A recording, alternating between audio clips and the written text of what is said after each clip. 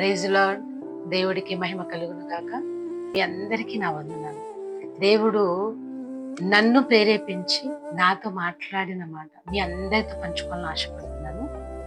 మనము బైబిల్ గ్రంథమందు దావీదు రాసినటువంటి కీర్తనల్ని మనం ఒకసారి చూసుకున్నట్లయితే, కీర్తనల గ్రంథము 118వ అధ్యాయం 8వ వాక్యం. మనుషులను నమ్ముకొనుట కంటే యెహోవాను ఆశ్రయించుట మేలు, రాజులను నమ్ముకొనుట కంటే యెహోవాను ఆశ్రయించుట మేలు. దేవుడు ఈరోజు ఏ స్థితుల మధ్యలో ఉన్నావో, ఎవరిని నమ్ముకొని మోసపోయి ఉన్నావో, మనకు సాధారణంగా అలవాటు.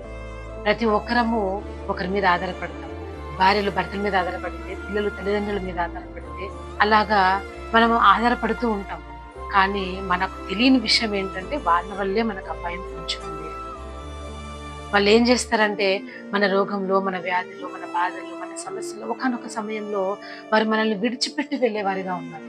కానీ ఇక్కడ దేవుడు అంటున్నాడు, నువ్వు మనుషులను ఆశ్రయించుట కంటే యెహోవాను ఆశ్రయించుట ఎంతో మేలు. ఆనాడు రాజైన దావీదు కూడా తన సొంత వాళ్ళేనండి, తన రక్త సంబంధికులే నమ్మితే మోసం చేశారు. ఆయనను ఇంట్లో నుంచి బయటికి గెంటేశారు. ఆయన బ్రతుకు అరణ్యంలో ఒక అరణ్య రోదనై ఉన్నది. ఆ స్థితిని చూసిన దేవుడు